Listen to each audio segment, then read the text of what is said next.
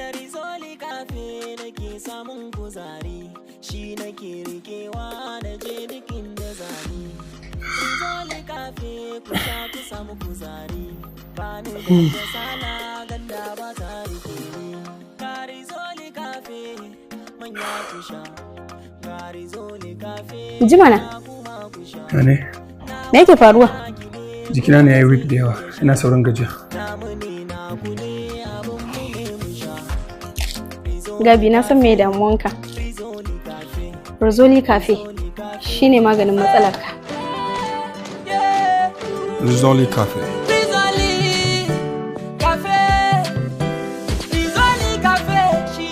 Rashin kuzari, nauyin jiki, kasala da kuma sagewar gaɓoɓi, Rizoli Cafe yana fitar da kai daga wannan yanayin. Rizoli Cafe shine na ɗaya domin inganta lafiyarka da ta iyalinka. Rizoli Cafe.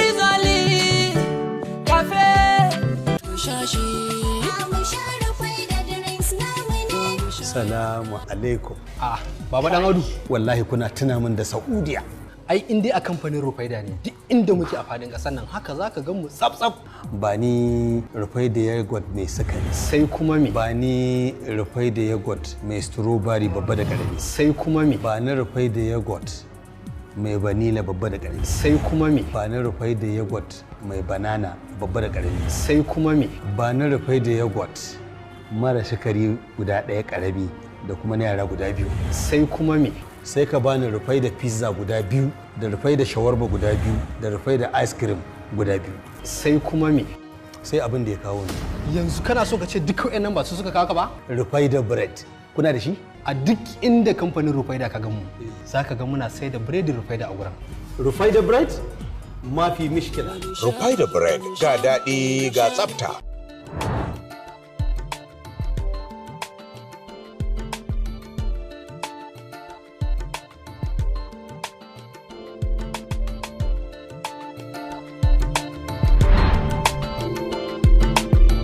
A matsayina na model kuma mai harkar waƙoƙi da talabijin, a koda yaushe ina buƙatar skin ina ya kasance cikin lafiya, glowing da haske da kuma anti-aging.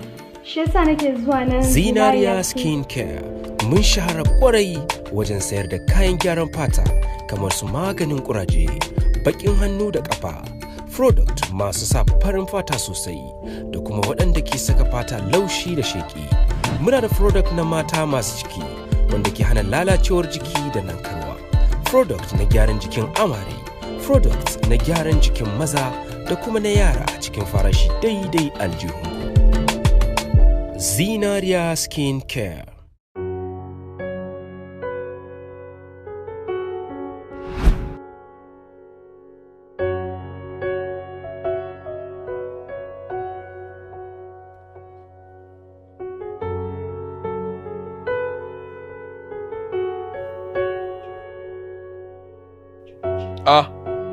Baba Dan Audu. Ba koshi bane kake kwashe wa yara abinci? Ai ka san abincin ne na kula gidan masu kuɗi. Ɗanɗanon dama. Babu wani magana gidan masu kuɗi. Wannan sinadarin da aka yi girkin da shi ne kawai. Dan kaɗi wannan wani irin sinadarin girki ne haka?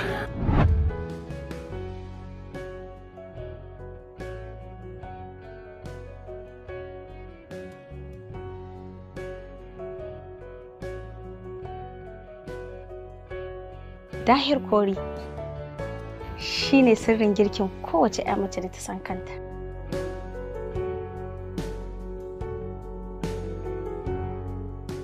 Dahir Kori shine ɗanɗan da yake gyara girki ba yawan kuɗin da aka kashe masa ba.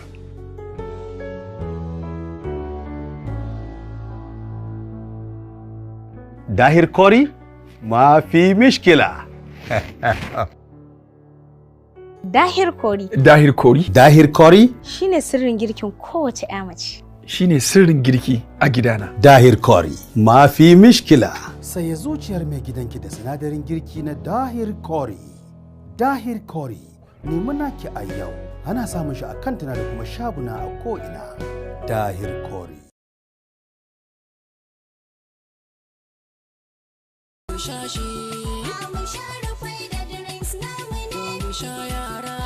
Wannan shirin da za ku kalla kamfanin Rufaidah God ne suka ɗauki nauyin kawo muku shi.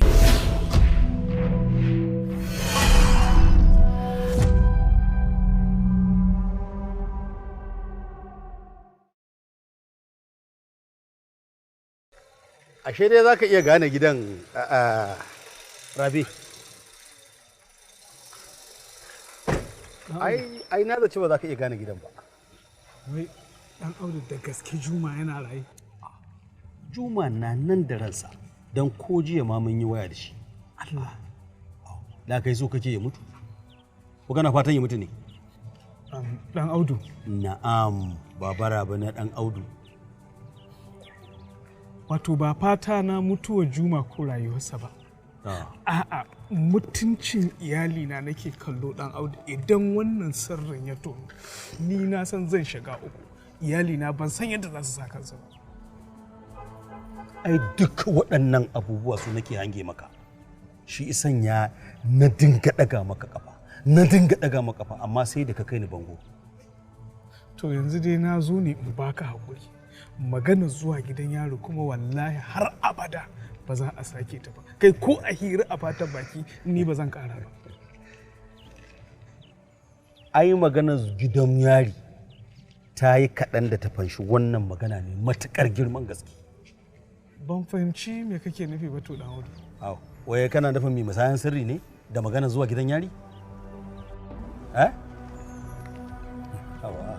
Hawa Rabi. Ai nawa ya fi tsada. Saboda ka bai kamata ka fanshe shi da ɗan ƙaramin abin ba na maganar zuwa gidan yari. To yanzu ya kake so a yi dan Audu? Idan kana so a share wannan magana akwai wasu ayyuka guda 3 ƙwarara da za ka yi.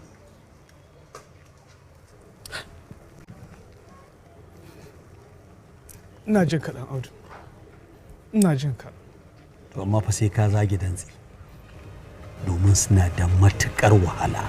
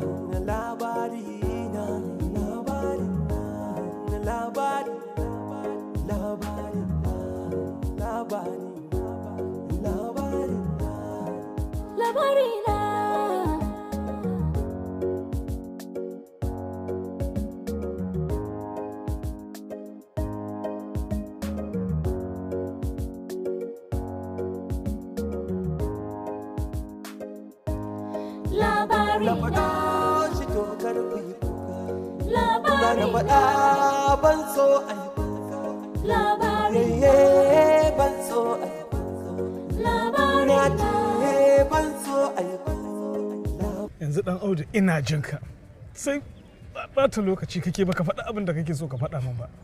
Rabe, ni na so ne salin alin cikin lalama ka ja ni ka je ka haɗa ni da sirikin nan naka Alhaji Dan Gaske. Mu rika samun abin da muke samu muna rabawa da ni da kai duk muna amfana. Wanda sanin kanka ne Allah ya hore masa duk irin abin da za mu tatsa gurin Alhaji Dan Gaske, wallahi ba za mu kura arzikinsa ba. Amma kaki. Dan Audu, ni ka gaya min buƙatarka in ji abin da zai iya faruwa ne. Haka za ka faɗa? Eh. To shi kenan. Na farko dai daga cikin abubuwan da nake so ni na sa rai ne ka rika ɗauka hannu ina faɗa kana lissaftawa don ka kamace. Ba uku na ce maka bane ne? Da kunne ne ke ji ba sai na wani lallan kwashe hannuna ba. To haka za ka faɗa? To. Bukata ta farko ina so nima a saya min mota wacce zan rika hawa. Kuma kada ta gaza miliyan 5. Bukata ta biyu a sama min dan gidan da ni ma zan shiga wanda kada ya gaza irin wanda kake ciki. Ba fa ka lissafta abin nan wace kar ka gama ka ce ka manta ka daga hannu ka lissafta. Bukata ta uku ni ma a sama min yan suturu masu ƙarari masu kyau irin dai wa'anda kake sawa dinnan in na samu irin su ma fi mishkila. Ni ma shi ke yanzu ma in ka ce in bi ka mu je gida ka fara ɗibo min daga cikin irin wanda kake sawa ma fi mishkila. So yanzu dan Audu a ina duk zan nemo waɗannan abin da kan lissafa yanzu in ba sata kake so in kama yi ba. Kai ina ka samu wanda kake sawa? Ina ka samu naka? Amma dan Audu daga saukakka na gaya ma duk wata alfarma da ka gani a gona yata ce take mani. Ko an gaya maka noma ne ni na samu. To kuma yar taka shikenan dan ka haife ta kai kadai zaka more ta? Dukkaninmu da muke jikinka babu wani wanda zai more ta? Haka ake haihuwa? Ka duba ga sauran mutane mana su haka ta su haihuwar take. Rabi, ka dai ji bukatuna na gaya maka su guda 3.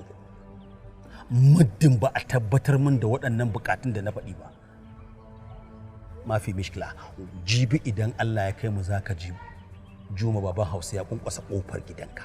Ka ji na gaya maka. Hajiya. Na'am. Dan Allah ina so a bai mahaidar dama ya turo saboda ya matsi sosai.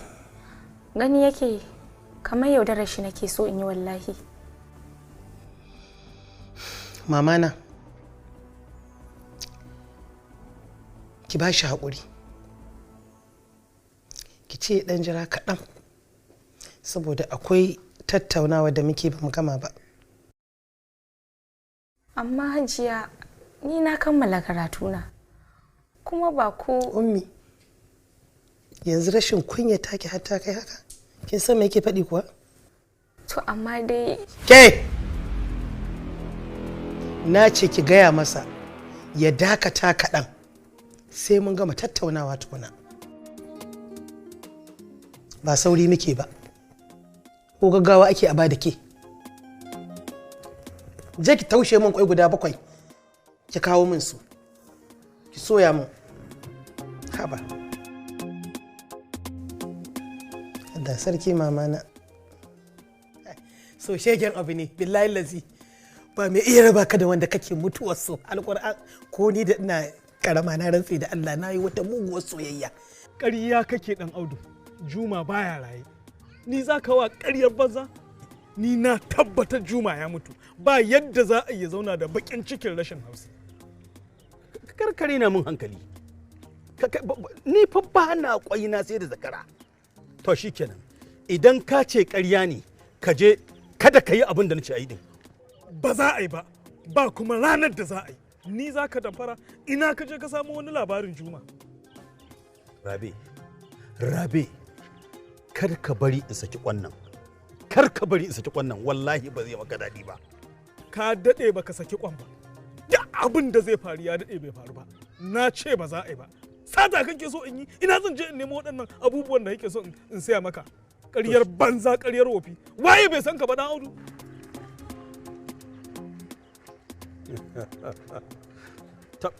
Lalle kana dab da faɗawa bala'i, kuma wallahi ba zan tausaya maka ba.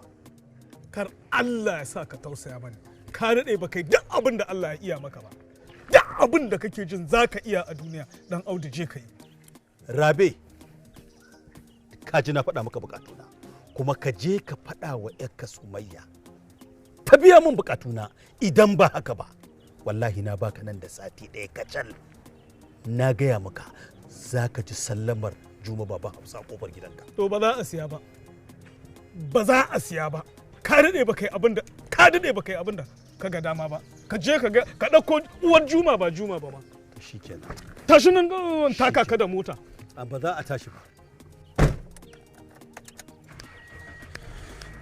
Rabe, ka tsaya ka yau kanka kiyamar lailin Rabe. Ka tsaya ka fashi kanka. Ka tsaya ka fashi kanka. Ƙaryar banza. Ka tsaya ka fashi kanka Rabe. Je ka, mafi mishkil. Je ka, mafi mishkil, je ka.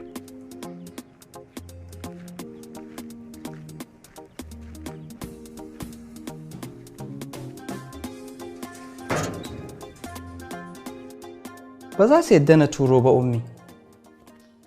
Jikina ya fara bani kamar iyayenki ba sa son su bani ke in aura ummi.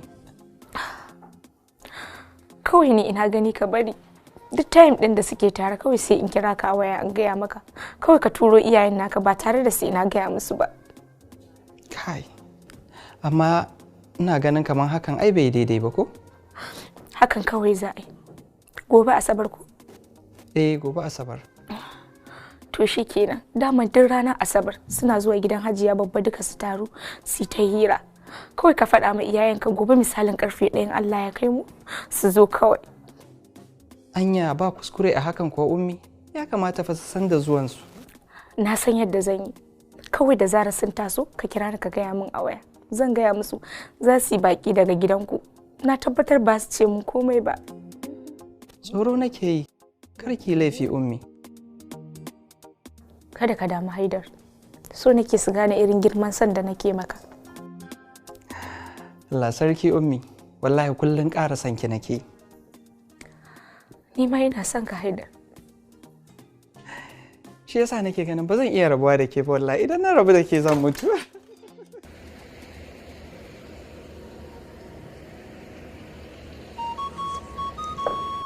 Ka san shawarar da ya kamata na baka? Ni fa yanzu gaba ɗaya a rikice nake ke bi. Ba na sanin abin da ya kamata na yi sai abin da aka faɗa mu. It's one of the reason da yasa nake yin wani acting wani iri wallahi talla ni kaina na rasa kaina. Haka ne dole na san zaka yi haka. Abin da ya kamata ka yi shine kai ma ka tattara kayanka ka koma can gidan Hajiya babban da zama. Wannan gaskiya ne. Na yarda da wannan shawarar ta kake bi. Domin idan ya koma can zaka ga sun samu kusanci shi da ita. Sai kai confusing ɗinta ka janyo hankalinta shikenan a ci gaba da aka tsaya. Kai. Wallahi tallahi ummi ban san haka take ba sai da wannan abin ya faru. Kuma fa ummi tana sona na sani. Ta fi sona akan Haidar.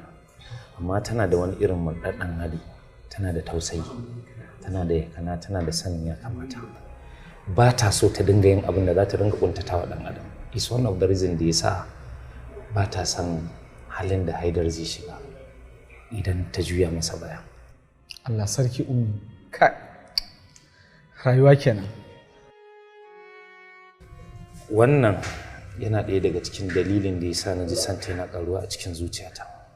Tabbas. Kar ka samu damuwa. Ai mace ta mai rabo ce da kuma kawai dai a yi wa Haidar fatan Allah ya sa santa ya yi sauƙi a cikin zuciyarsa. Kai kuma sai ka tattara duk makamanka komai da komai kayan yakinka ka koma gidan da zama kai ma ka je kai shirin ko ta kwana na faroto yardar ummi tunda already ka san tana son ka. Gaskiya ne fam ummi tana so amma Allah ubangiji ya saka na nufi can ta bar can gidan dan haka take mu. Idan na je nan gidan Hajiya babba sai ta zille sai ta tafi gidanmu, ina tafi gidanmu sai ta koma gidan Hajiya babba. Allah saka ta mun haka. Kai Allah ya kyauta, kaga dai abu kamar wasa amma sai gashi yana so ya fi karfin mu. Allah yadda zan aure ta insha Allah. Allah yadda. Kai ma da kuskurenka.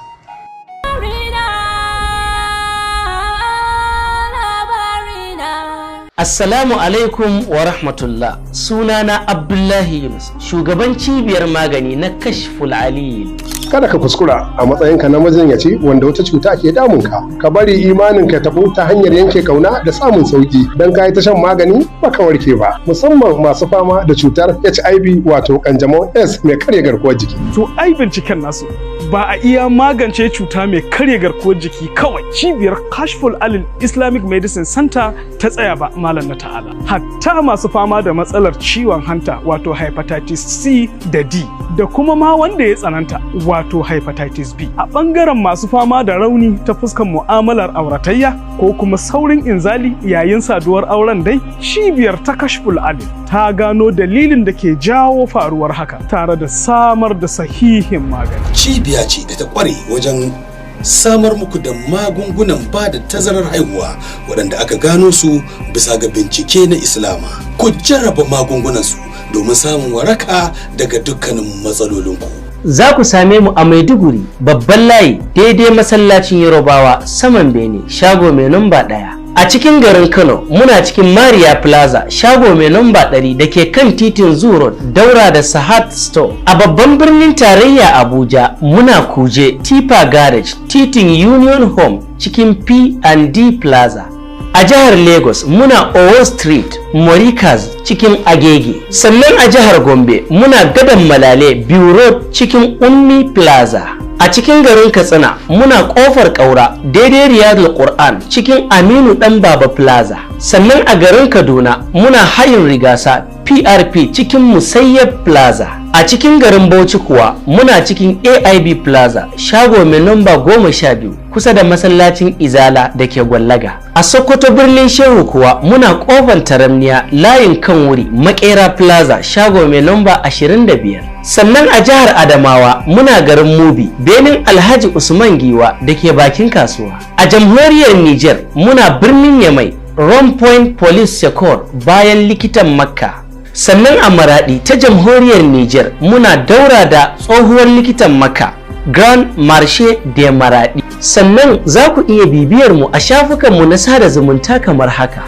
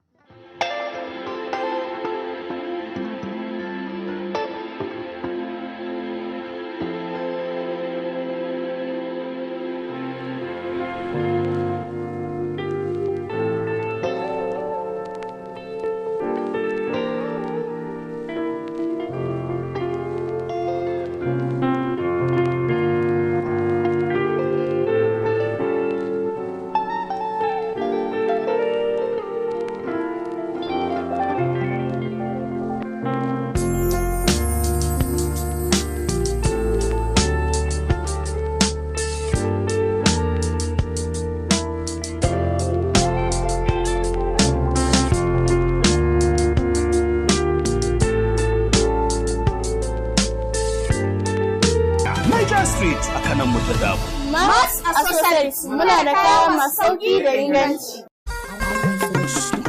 Malamin Sadu ikon Allah, mai takama da ayar Allah, mai takama da roƙon Allah. Malamin Sadu mai roƙe. Jama'a assalamu alaikum. Sunana Malam Sabi'u mai maganin shaidanu wanda ke Maradi. Wannan jawabi da zan yi ma bayan Allah wanda Allah ke jarabta da masiwa ta ciwon jinnu baƙi iska. Allah ya kawo waraka, Allah ya kawo sauƙi. Ciwon duniya in ba na asibiti ba na baƙin iska. Wannan jawabi da nake yi idan mai baƙin iska yana nan yana kallo na a yanzu haka, idan ya kalla in dai akwai iska baƙin iska cikin jikin shi zai ji faɗuwar gaba ko zanzana ko ya yi wani ƙara ko ya faɗi saboda ya ga abin da ke tada mai hankali, saboda iskan ya san kowane ne, kuma haka Allah ya halice ni. Ban koya ba a koya mana ba, haka Allah yake yin al'amuran shi. Sannan in Allah ya yarda, idan kana fama da masifa cikin jikinka sharaftawa ta rayuwa, wanda ko a tura ma ko ka gada, jikinka yana ɗaukar ciwo kai baka san kowane irin ciwo bane, to da farin kana iya zuwa likita asibita a duba ka. Idan an ga ciwo a ma magani, idan ba ga ciwo kuma ka ɗauki wannan lambai ka kira ni ka bani sunan ka nan take. Akwai abin sadaka wanda zaka bada a take, za a gaya maka in akwai ciwo na iska zai zo take a gaya maka nan wuri kaza da naka na cikin jikinka yana ma ciwo, ko kuma a wuri kaza ne iska yake zaune a jikinka. Kenan idan Allah ya sa an tabbatar da iska ne, sai kai kokari ka je wajen wani bawan Allah wanda kai da shi, ba dole sai ni ba. In Allah ya sauke ma mai magani ne na bakin iska na kirki ne sai ma magani. Wanda ke kasar waje wanda nesa sake su da kasa ake musu, a take da kasa za a yi magani a raba ka da bakin iska. Wanda kuma ke konan cikin gari kake, muna cikin gari guda, waya za a cire ma iska take in Allah ya so yarda. Da ka kira aka ce maka ga abin da ke da kwai na iska yana cikin jiki, rike wuri kaza, da ka rike na wurin za iskan da kanshi zai bayani. Aka yi in gamuwa ne, aka yi in na gado ne, shi zai gai labarin da zai gai ku kaɗai kuka san shi, sai Allah ne ba san shi ba. Haka Allah ke yi al'amarin shi. Sannan idan ka ɗauki lamba aka ce maka Malam Sabi'u ne, sai ka ce mai maganin shaidanu shi kaɗai. Ni ba haɗa aiki na da wani aiki, maganin bakin iska ne kaɗai ake yi.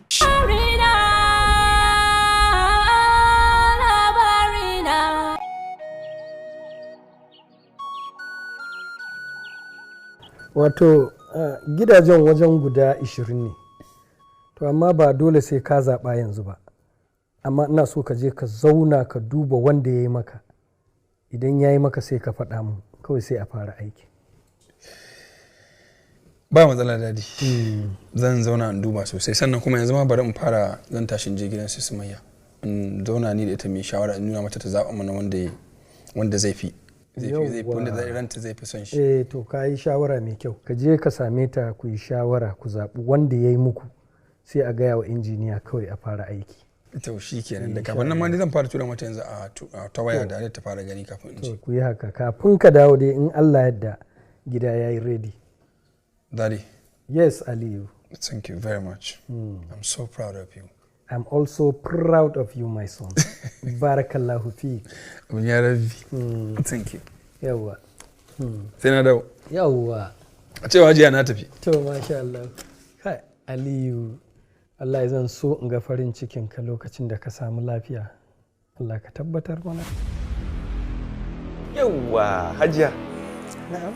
Wai ina labarin saurayin nan naki ne, wanda idan ya zo zance lokacin muna yara ke siya mana alewa. Kai, ƙuruci manya, ƙuruci dangin hauka, ba kwa manta ko abubuwa na cewa sweet memories ko in ji bature. Ba ku da mantuwa gaskiya. Ibrahim Bala ko? Me sai da kanwa kenan. Kai, ai ya rasu. Allah bai yi da shi za a yi ba. To amma ni Hajiya, ni ko aikin san dama Balala shine nawa. Yanzu lokacin nan idan ya zo zai same mu kawo mana dan ta matsitsi haka. Kallai kai ma baka da mantuwa. Rayuwa kenan. Kai ma baka da mantuwa ai. Dukan ku ba ku da mantuwa. Alaikum salam. Kamar daga sama. Yaya. Ke Umi, wannan ba maganar ki bane, maza ki koma ciki idan mun kammala kya fito daga baya. Daman na fito in faɗa muku cewa za mu yi baƙi ne. Katsaham kenan. Wai na baƙi ne? 'Yan gidan Saidar ne za su zo kuma sun kusan ƙarasuwa don suna ƙofa.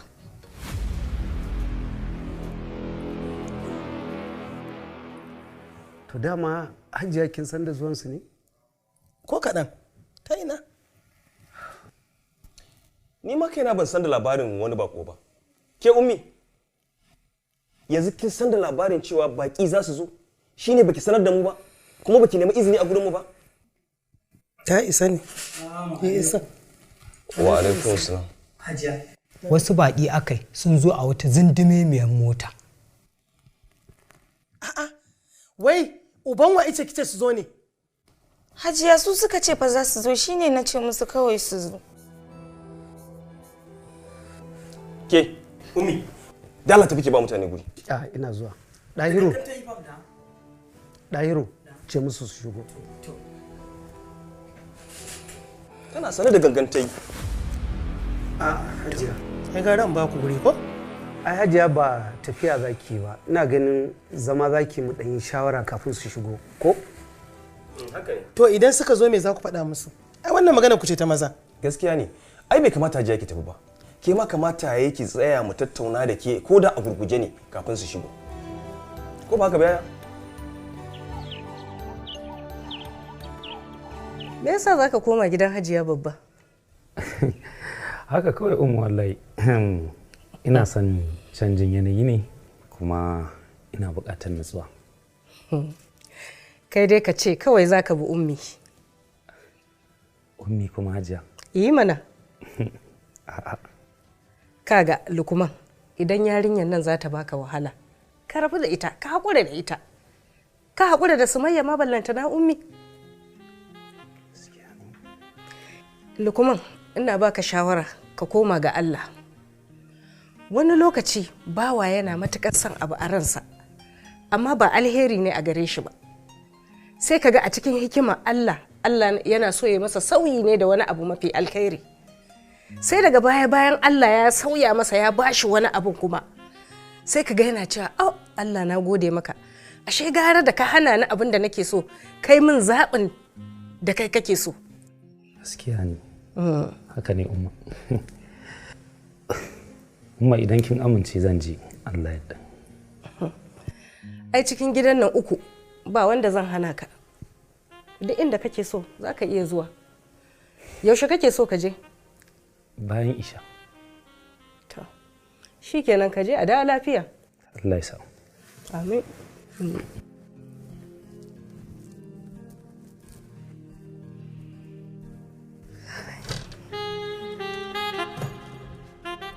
Soyayya tana wahalar da yaran zamani.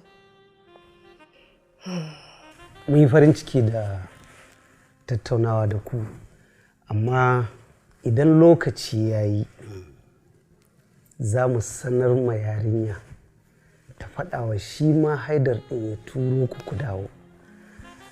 Tunda dai suna son junansu ai babu wani abu, don haka kar ku ji komai. To ba komai. Alai Rafa'i ka ji yadda aka yi. Ba komai, amma Haidar ya gaya mana cewa ummi ta kammala karatunta, kuma ita ummin da kanta ta ce ya kamata ya turo don a yi maganan baiko. Saboda su riga sun daidaita kansu sun shirya komai. Saboda haka tunda su yara suna son junansu, ai ba wani abin damuwa ba ne. Ni na ɗauka daga mun zo kawai za a san halin da ake ciki. Ai shirinsu daban, mu ma namu shirin daban, Alhaji. Tunda dai kamar yadda shi yayana ya faɗa maka, tunda dai yaran nan suna son junansu, ta wannan magana ta zo da sauƙi. Kawai dai abin da muke so shine ku ɗan ƙara mana haƙuri na 'yan waɗansu lokaci. Insha Allah duk abin da yake nan za ku ji. Allah ya ba mu sa. Yawwa abinda muke fata kenan. Alai Rafa'i sai mu tashi mu ci. Akwai mu tafi. Muna godiya fa. Muna godiya. Assalamu alaikum. Alai Rafa'i. Alhamdulillah. Muna godiya.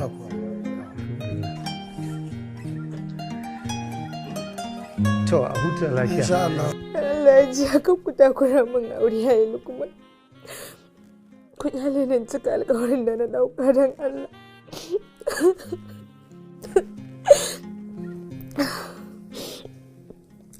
Mama na, ba za mu yi miki dole ba.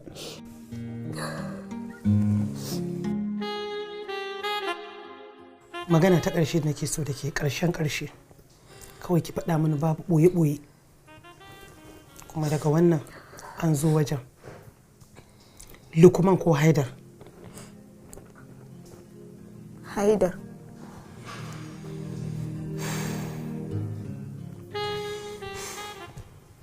Mamana, daga yau insha Allahu an gama duk wani zagaye-zagaye ya ƙare.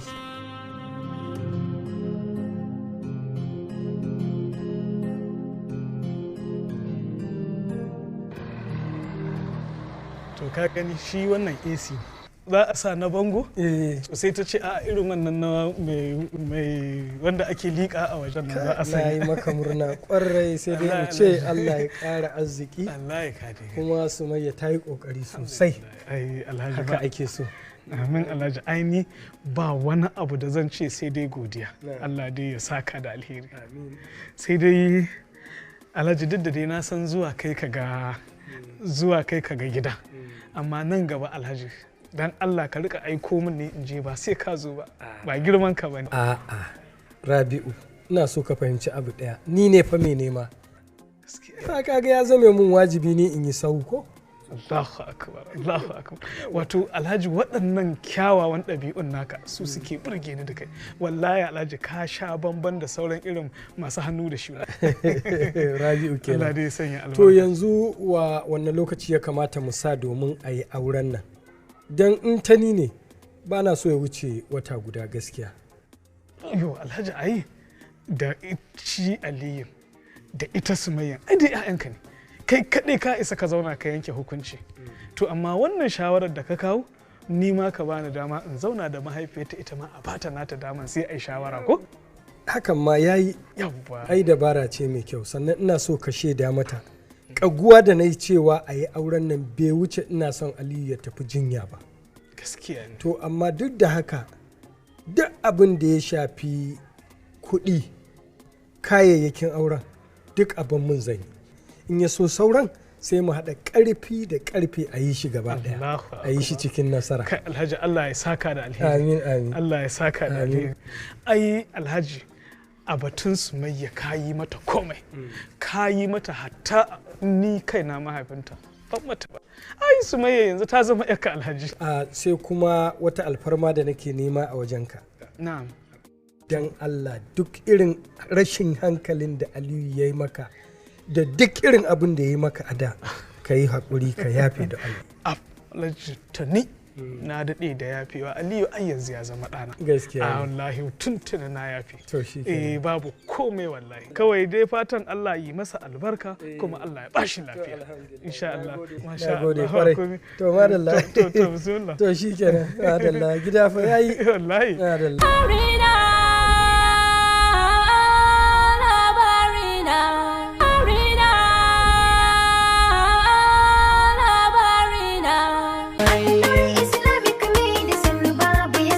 Dukan godiya ta tabbata ga Allah subhanahu wa ta'ala. Ni Ibrahim Suleiman ina amfani da wannan dama na sanar da al'ummar garin Difa zan cika alkawarin da na ɗauka na sake dawowa garin Difa domin ba da taimakon magungunan gargajiya kamar da na yi a baya. Wannan zuwa zan yi shi ne ranar 5 ga watan 2 shekara ta 2023 wato le 5 February 2023. Saboda haka jama'a a kasance tare da ni a wannan rana. Zan yi aiki na tsawon sati ɗaya. In Allah da wannan karo za mu zo muku da bambanci, za mu zo da kayan aiki na awu domin auna mutum kafin mu bashi magani da yardar Allah subhanahu wataala. Sakamakon riko da gaskiya da kuma rikon amana da wannan cibiya take da shi, Allah ya ƙara faɗaɗa mana da kuma yalwa ta guraren aiki, inda muka buɗe sabon ofis a nan cikin birnin Accra na ƙasar Ghana, a nan anguwar Fadama, da kuma birnin Lagos a nan anguwar Agege, sai kuma birnin Yola inda muka buɗe ofis a nan Zaranda Street daidai gidan kifi a nan cikin garin Yola na jihar Adamawa, sai cikin garin Arlit inda muka buɗe a nan Bukkoki N daidai Kasis Merami gusun da famfon Samaria, da kuma garin Doso inda muke a nan anguwar Salma Dan Rani kusa da gidan Salma Dan Rani. A nan muke insha Allahu. Sauran adresoshin ofisoshinmu na Najeriya da Nijar kowanne gari ga nan lambar shi mun sa, kana iya ɗauka ka kira don neman ƙarin bayani. Muna ƙara bincike tare da nutsawa cikin ayyuka inda muke fitar da magunguna masu inganci ta ɓangaren samawa ɗa namiji lafiya, kamar kankancewar gaba, ƙarancin ruwan mani, matsalar rashin aihuwa, saurin inzali, ko mutanen da suka aikata istimna'i ya haifar musu da rauni, da muka samar musu da maganin da muke kira masturbation cleanser domin magance waɗannan matsaloli kamar yadda ake gani. Complete kit ne, ana amfani da su tsawon sati 2 kacal. In Allah ya yarda zaka dawo ɗa namiji kamar yadda kake da, kuma akwai addu'o'i a ciki ta yadda zaka daina aikata istimna inda kake aikatawa ko mace ko namiji. A Nur Islamic Medicine muna da ingantattun magunguna da kuma kayan aiki domin kula da lafiyar ku. Assalamu alaikum al'ummar duniya. Sunana Ibrahim, shugaban cibiyar Sha'aban, wanda muka kware wajen ba da magunguna na kowane irin cututtuka a faɗin duniya. Sannan kuma cibiyar mu ta kware wajen ba da magunguna kamar su ciwon sanyi, matsalar al'ada, ciwon mara da kuma matsalar rashin haihuwa. Musamman shafar aljani da kuma sanyin mara. Istimna'i wato biya wa kai bukata, hakan yakan haifar da matsalar haihuwa da dai sauran matsaloli da dama a jikin ɗan adam. Kai ina masu fama da uwa uba cuta mai karya garkuwar jiki. Cutar HIV musamman a ɓangaren maza, tankancewar gaba, rashin karfin namiji da saurin inzali. Kamar irin su sanyin mara, sanyi mai fitar da farin ruwa. Sannan kuma cibiyar mu ta kware wajen ba da magunguna kamar su ciwon koda, ciwon siga, ciwon hanta, hawan jini, diabetes, ciwon olsa. Cibiyarmu ta kara kawo sababbin magunguna na kowane irin cututtuka. Sannan kuma cibiyar Sha'aban tana maraba da kowa wanda kowane irin cuta ta same shi. Cibiyar Sha'aban bata tsaya a nan ba, tana tura magungunanta a ko'ina a faɗin duniya. Wannan cibiya tamu ta Sha'aban tana miƙa saƙon godiya ga ɗumbin al'umma da suka karɓi magungunanmu suka samu waraka kuma suke aiko mana da saƙon godiya. Cibiyar Sha'aban cibiya ce ɗaya samkar da dubu a faɗin duniyar nan. Kuma za a iya neman mu ta adireshin mu da ke nan garin Maiduguri. Borno State Tailoring and Fashion Plaza, Mafoni opposite Kanem Hospital, saman Beni shago mai namba 8. Ko kuma a neme mu a jihar Kano, SKY Plaza da ke kan titin Zoo Road kusa da Shoprite. Ko kuma a neme mu a nambar waya kamar haka. Ko kuma a neme mu ta layin WhatsApp kai tsaye. Sannan kuma cibiyar Sha'aban tana maɗaukacin al'umma musulmi fatan alkhairi. Muna maraba da kowa a kowane lokaci. Assalamu alaikum wa rahmatullahi wa barakatuh. Masu kallon mu a daidai wannan lokaci barkanmu da warhaka. Farko suna na Malam Tasu mai maganin aljannu na Maradi wanda aka sani da ɗan gado. Ni aikin aljannu gadon shi ne a wajen babana. Kamar yadda mutane suka sani su dai aljannu kala-kala ne. Akwai na gamo, akwai na ture kuma akwai na gado. Sannan akwai aljani namijin da wanda yake hana ɗaya mata almi. Wani lokaci zai bata ta arma amma za ga yana ta haddasa saɓani tsakaninta da mijinta har ya sa su rabu. Wani kuma zai rike mata mara ne hana ta haifa kwata-kwata. Sannan akwai aljani mai bata mutum dukkan lamuransa. Wani za gani dan kasuwa ne, za ga kamar kasuwanci zai yi gaba sai ya baya kuma. Wani kuma dan makaranta ne ya gama karatu sai ga aiki ya ki samuwa. Dukkan wannan shirin aljannan ne. To ga baki ɗaya ne Allah ya fara da izinin Allah duk inda kake a faɗin duniyar nan zan raba ka da shi ka samu waraka insha Allah. Sannan idan ana son ƙarin bayani za a iya kiran lambobi na kamar haka. Kuma akwai aljani wanda yake zuba mutum cuta a jiki. To ni yanda aiki na sha bamban a ce kana jin ciwo zan sa ka sa hannu ka rike daidai wurin da yake ma ciwo ko ta waya ko a fili nan take za ka ji wurin ya bar ciwo. Mutane sun sani haka ne lamarin yake da izinin Allah. Sannan akwai mutane wanda suke aiki da sunana. In kana so ka gane ni ne wannan lambobin ne za ka raka ɗauka. Inan za ka tabbatar da ni ne ko ba ni ba ne. Ni ba ni yawo ina maraɗi kowane lokaci. In ka ji an ce ina wani gari ba ni ba ne. Don mutane su ankara. A maraɗi ina karce maraɗi kwalliya. In ka zo hanya da ta miƙe ta yamma daidai ƙarshen hanya za ka ga wata runwa ta kara ka tambaya da Malam Tasu ɗan gado za a gwada ma inda nake.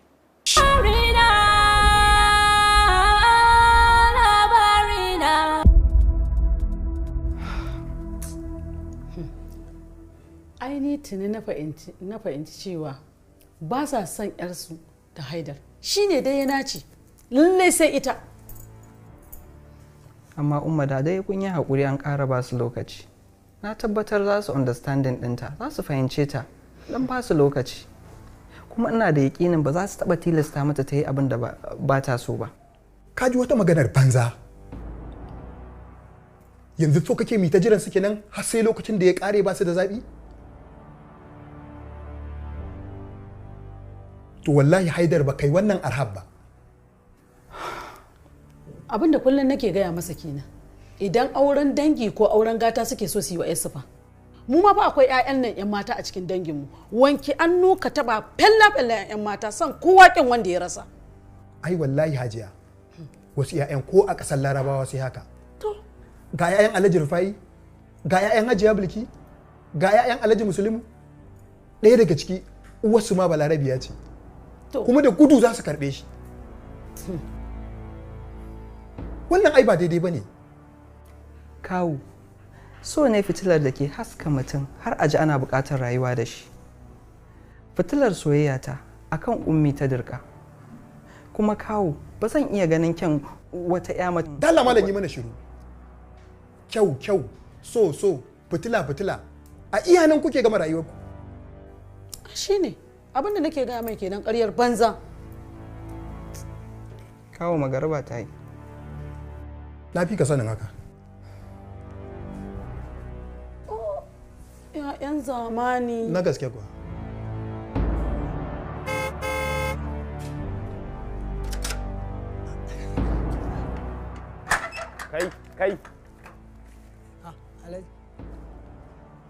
Kai. Waye zo naga kana sauri zaka bude kofa? Haidar ne saurayin ummi. Haidar. Saurayin ummi ne, Haida ma ta ce yana zuwa. To kar ka bude kofar nan. Ka bude. Yana fi zuwa kullum Alhaji. Na ce kar ka bude. Waye a haƙu ya gaya ma? Kai za ka gaya ko ni zan gaya ma? Na ce kar ka bude. Ba ni da ikon hana wani ya shigo cikin gidan nan? Kana da shi Alhaji kuma. Ka bude. Kana ji? Kira min shi. An gama. Kar ka bude wannan din, kira min shi.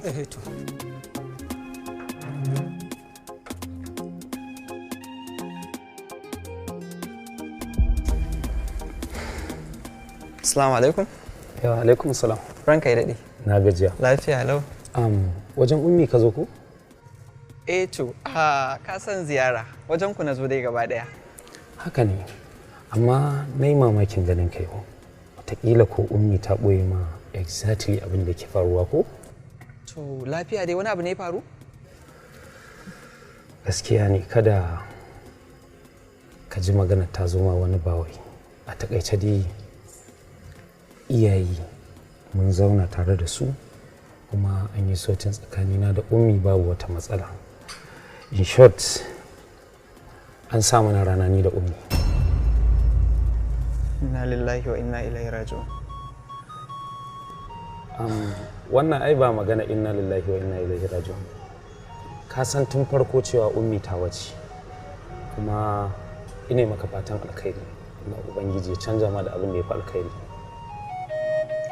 Amin, na gode. A matsayinka na musulmi na san ka san matsayin yin magana da mutum da aka yi baiko? Na sani, haramun ne. Ko da kuwa wanda zai aure ta bai gargaɗi mutum ba ko? Haka ne. To ni gaskiya zan gargaɗe ka. Ka yi haƙuri, ba na son duk wani abu wanda zai dagula hankalin ummi. Ina roƙonka da Allah. Ko da wasa da Allah kada ka buga mata waya, kuma ko da ita ce ta buga maka waya dan Allah kada ka ɗauka. Ina so ka sa a zuciyarka cewa kamar ma ba a yi ummi ba ka manta da ita. Allah Ubangiji ya canja ma da abin da ya fi alkhairi. Wannan shine addu'a ta gare ka.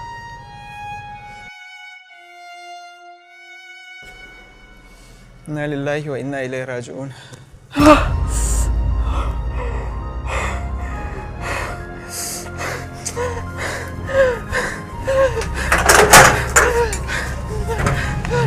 Hello dan Audu, na gaya maka karka ƙara bugo min waya, karka ƙara buga min waya, ba ni ba kai dan Audu. Rabe, ka saurare ni mana Rabe. Ba za a tsaya ba, na ce ba za a tsaya ba, me za ka faɗa min? Rabe, ka yi min abin da na saka. Wallahi tallahi Raba za kai da na sani. Raba baka sani ba ne, kana ɗaya daga cikin mutanen da nake ɗagawa kafa a doron duniyan nan wallahi. Kada ka sake haƙuri na ya ƙare akan ka Rabe. Ka jalla gabara nan kai ƙaryar banza ƙaryar wofi. dan Juma ba shi a raye. Ƙarya kake yi. Waye bai san irin ƙarerayinka ba. Dan Audu ina so ka sani. Na san ka kamar yunwan ciki na. Wani irin salo ne na damfara naka wanda ban sani ba. Zaka zo kai mutane ƙarya. To bari ka ji wannan shine gargadi na ƙarshe a gare ka, Rabi. Dan Audu, ni ma wannan ita ce magana ta ƙarshe da kai a waya. Yanzu zan yi blocking ɗinka. Shashashan banza, shashashan wofi, azzalimi, matsiyaci. Rabe.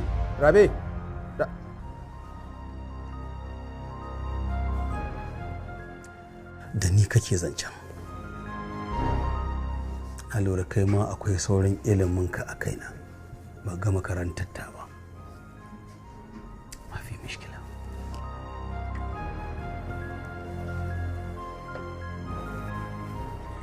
Wannan abokin naka ba ƙaunarka yake yi ba. Tun ranar da ya mana korar kare daga gidansa, na ji gaba ɗaya na tsane shi. Don haka wallahi shawarata a gare ka shine ka san abin yi. Ka san abin yi. Domin ni mutumin nan kwata-kwata ni bai mun ba. Ba komai.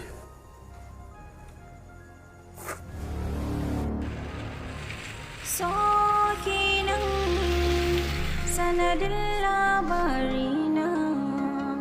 So kenan sanadin labarina. So kenan sanadin labarina. So kenan sanadin labarina. Assalamu alaikum. A'a.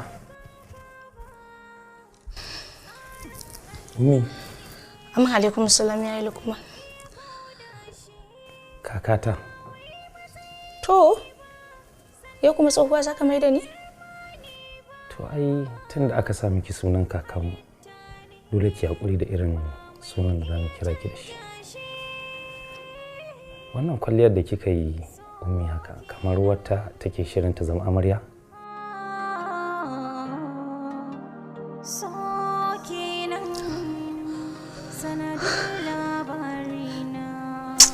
Yayi Lukman, ina zuwa. Ina za ki je? Ina zuwa.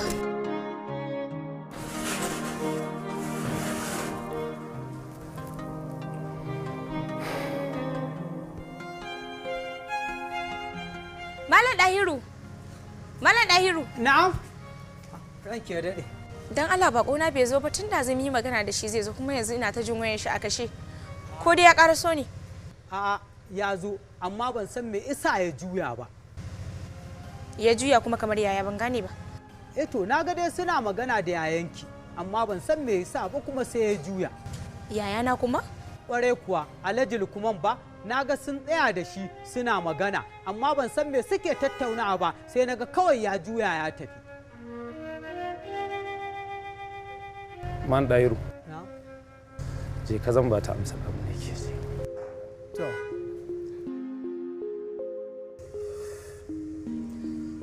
Me ka ce mai yayi Lukman? Korarsa kai? Ummi, mu shiga daga ciki mai maganan nan. Ba zan shiga ba. Ka faɗa min me ka ce ma Haidar? Ummi, ni ban isan gaya miki magana ki ji ba? Ka isa ka faɗa min ni, amma sai ka gaya min me ka faɗa ma Haidar ya ko kai da Haidar ya tafi. Korarsa kai kenan ko?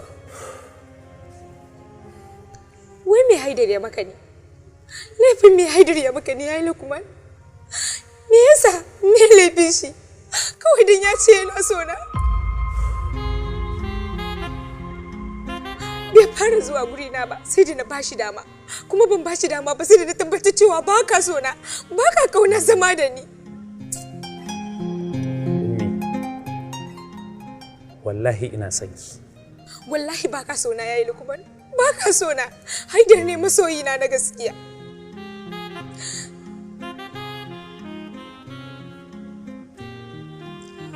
Me yake faruwa ne?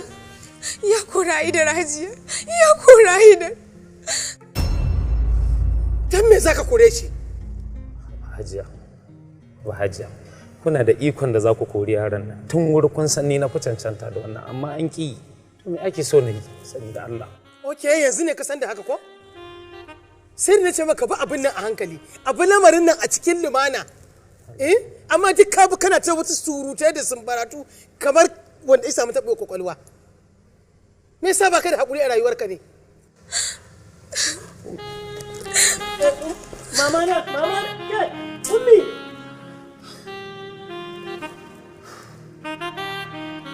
Allah ya raji.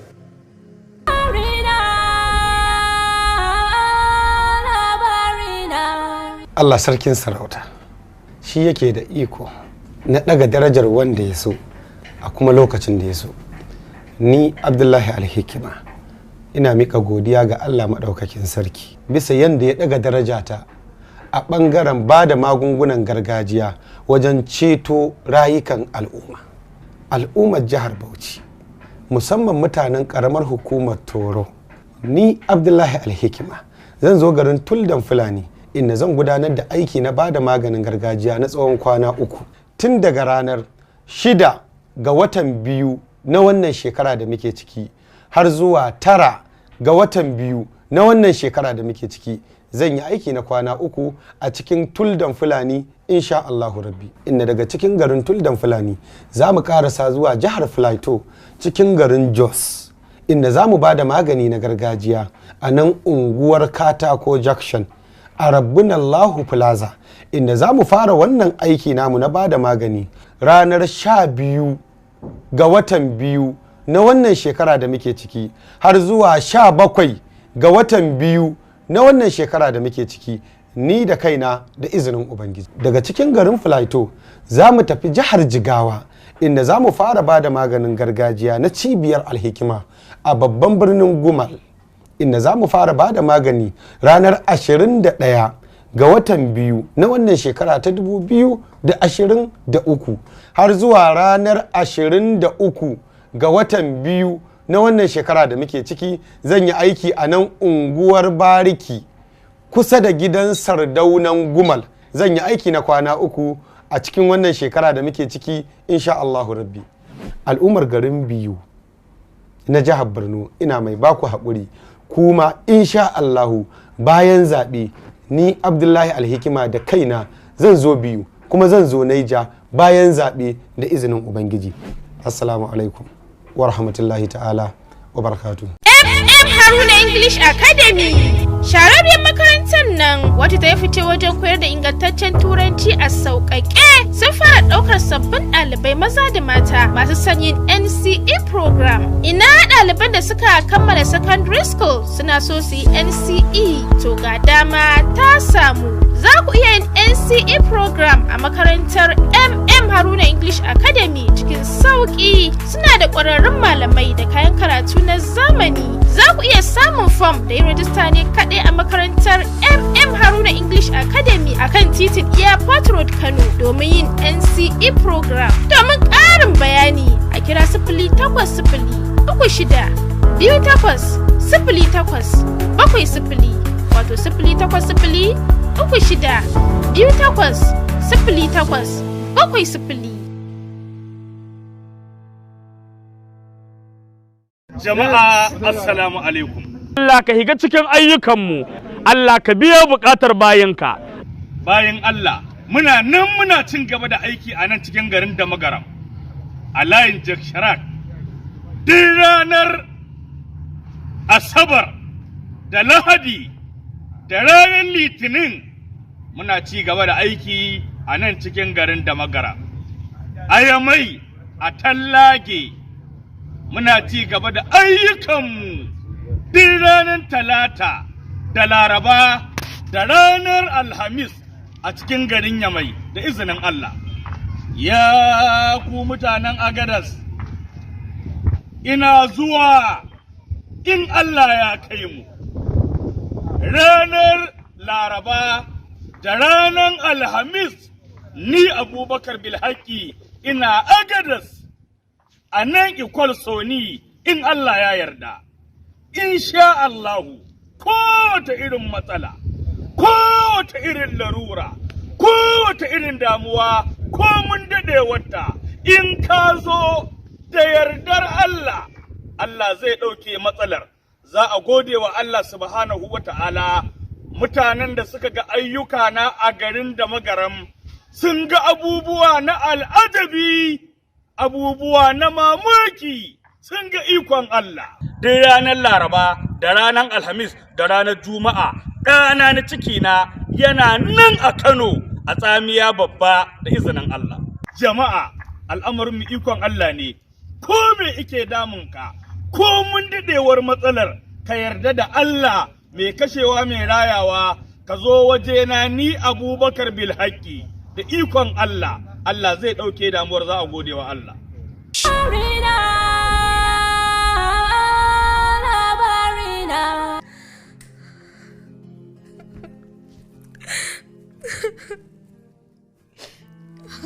Lafiya? Ya kashe wayar shi. Hajiya baya buƙatar waya da ni.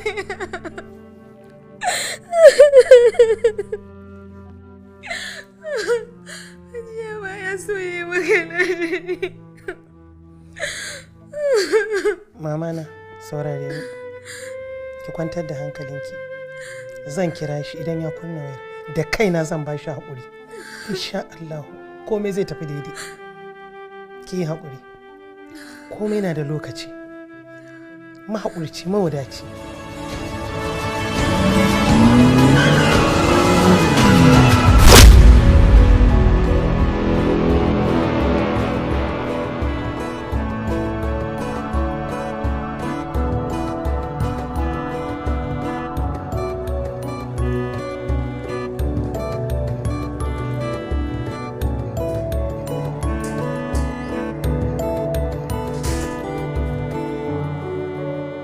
Me ka gaya masa? Cewa kai ya fita ya bar muku gidanku ko? Kai ga kayayen ummi.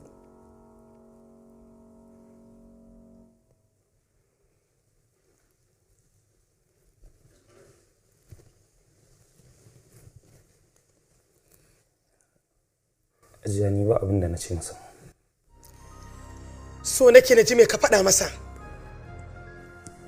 Abin da kawai na san na gaya masa cewa na yi haƙuri ya tafi, an samu na rana da ni. Shi ne kawai abin da na gaya masa. Haba Lukman, ina wayan naka ya je?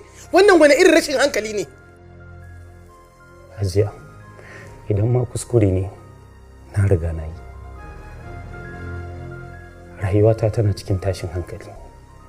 Duk gabaki ɗayan ku kun kasa gane cewa rayuwata ta shiga wani hali na daban, wanda zai iya sa ma in rasa raina.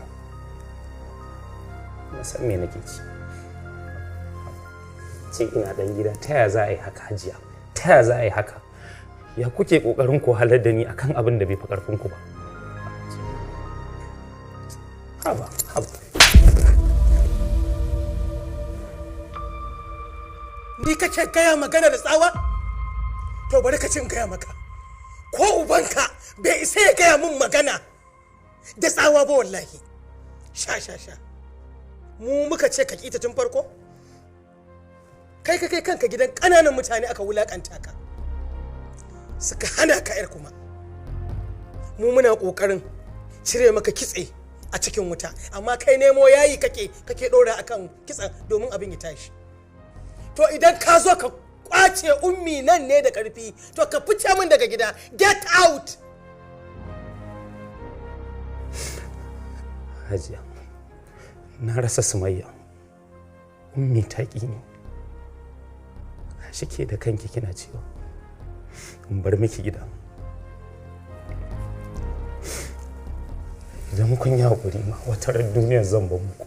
Haka so yake ɗiba ya mai da kai bawa, matsayinka bai duba balle ya san kai waye. Anya ko yana da rai?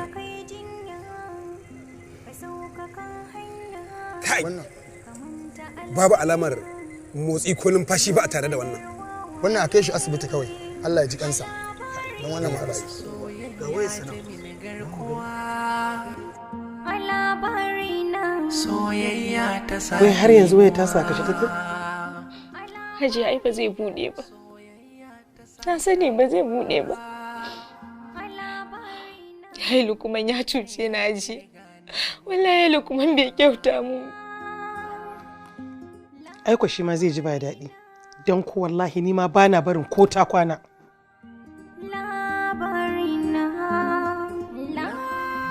Yawwa, ga wata namba ma an kira ta yiwu sun san shi. Hello? Assalamu alaikum. Hajiya ba shi ya daga ba. Baya son magana da ni. Hello? Dan Allah ka ba mai wayoyin shi ina son magana da shi ka ce mai ummi ce. Allah sarki, kin san shi ne? Eh na san shi mana, ka ba shi mai magana dan Allah. Ai ba zai iya amsa waya ba, saboda ya haɗu da haɗari. Kuma sai dai a yi haƙuri don rai ya yi halinsa.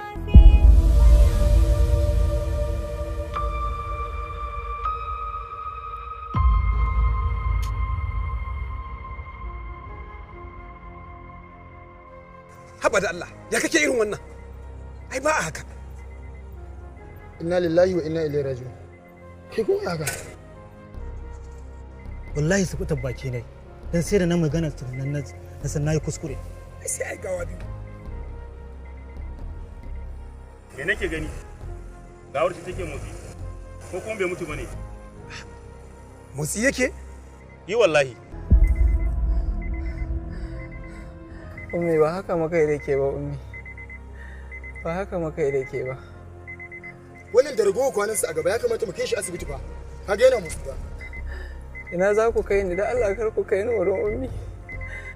Kai ni wurin Hajiya. Hajiya.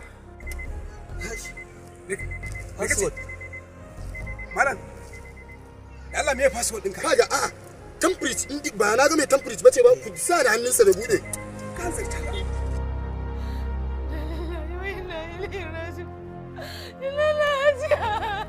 Ya faru? Hajiya kuma ya kashe Haidar ya mutane. Me yasa? Ummi! Ummi! Ummi!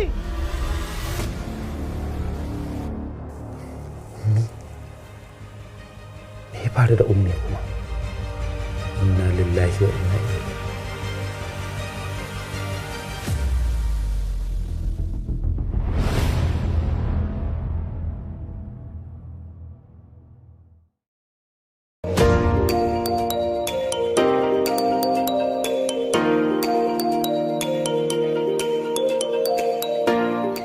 Sannan ku da zuwa Hajiya, sannan ku da zuwa. Halil, kawata, wallahi na samu anan ba sai mun je can ba.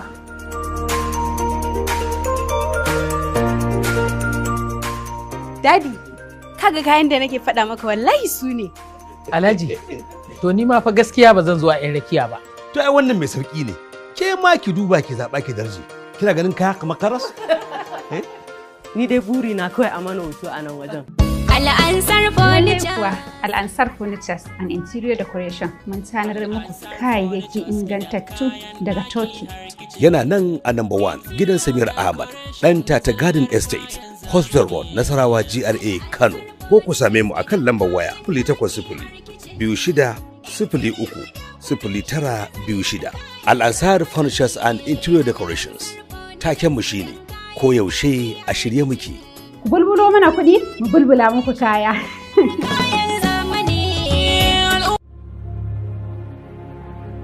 Yanzu da wanne za mu ji? Da halin da muke ciki a cikin gidan nan? Ko da ikirarin wannan mutumin? Ani na daɗe da sanin mutanen duniya wanda yake da shi shine mutum a gurinsu. Idan har baka da komai, to kai ba a bakin komai kake ba. Kwantar da hankalinku. Kaddara takan hau kowa. Wai ya za ka ce in dinga kwantar da hankalina? Ko abin da na mallaka zai kare, wallahi tallahi sai dai ya kare akan ceto rayuwarki.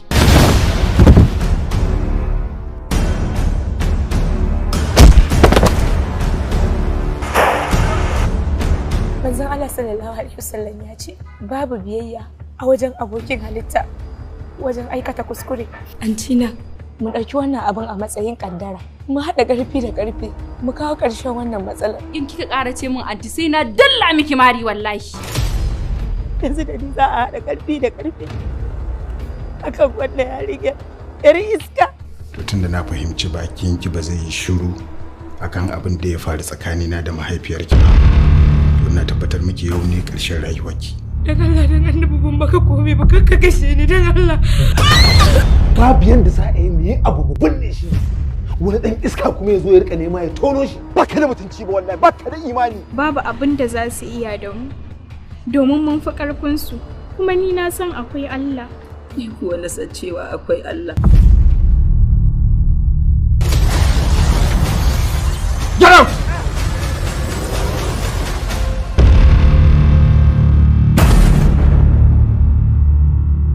Lokaci yayi da zan bayyana results din nan. Da ban san ki ba, ko ban taba ganin ki ba. Ki tashi ba ni waje. Ba na son ganin ki. Umma, ina haɗa ki da girman Allah. Ki karɓi wukan nan ki kashe ni. Saboda ina tabbatar miki ni ma yau zan mutu. Inna lillahi wa inna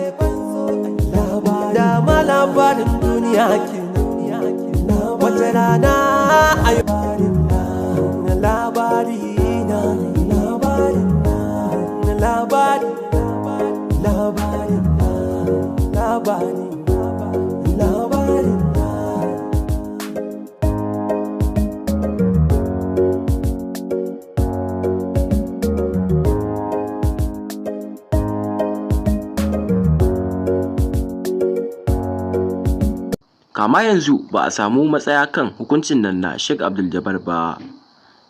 Shugaban ƙasa Muhammadu Buhari ya yi martani akan wannan canjin kuɗi da zai yi, wanda suka zauna da 'yan majalisu domin tattauna wannan matsaloli da ya shafi gwamnatin akan canjin kuɗin da za ta gabatar a wannan wata da muke ciki. To masu sauraron mu, kun saurari sharhin rahotannin namu na yau. Ku biyo mu domin tsinkaye cikakkun ƙarin rahotannin namu. Ku danna subscribe, kana ku danna alamar ƙararrawa domin hakan shi ke ba wa masu sauraron mu damar samun ingantattun rahotannin mu da zarar jarida ta wallafa mana. Ku ci gaba da biyo mu a wannan tasha tamu ta Hausa Global TV. Al'umma daban-daban kan yi tsokaci kan wannan hukuncin da aka yankewa Sheikh Abdul Jabbar din. A watan da a shekarar da ta gabata an yankewa wannan malami hukunci ne na kisa ta fannin rataya, inda al'umma daban-daban kama zuwa almajiransa da al'ummar gari kan yi cece-kuce da tsokaci akan wannan hukunci, kan cewa wannan hukunci da aka yanke masa siyasa ce, tunda har yanzu ba a gabatar da wannan hukunci ba. Wasu daga baya kuma suna cewa wannan hukunci da aka yanke masa ba a bisa daidai aka yanke masa ba. To ku biyo mu a comment section din mu, ku yi liking sannan kuma na comment a ƙasan wannan bidiyo domin tabbatar da ra'ayinku akan wannan hukunci da aka yankewa wannan babban malami. Shugaban ƙasa Muhammadu Buhari ya yi martani akan shugabancin da yake kai, ya ce yana yin duk wani abu bisa amincewar 'yan majalisu da sauran al'ummar gari ne, wanda abin ya shafa masu ruwa da tsaki kenan. Ya ce wannan canjin kuɗi da zai yi za a ci gaba da gudanar da shi, sannan za a ci gaba da karɓar tsofaffin kuɗin kafin zuwa wa'adin daina karɓar tsofaffin kuɗin. Sannan ya ce wannan abu da za a yi zai kawo sauyi ne ga canjin rayuwar al'umma, ba zai gurɓata wani abu bane ko kuma zai lalata wani abu yayin yin mulkin nasa, sai kuma sauyi da ya kawo ma.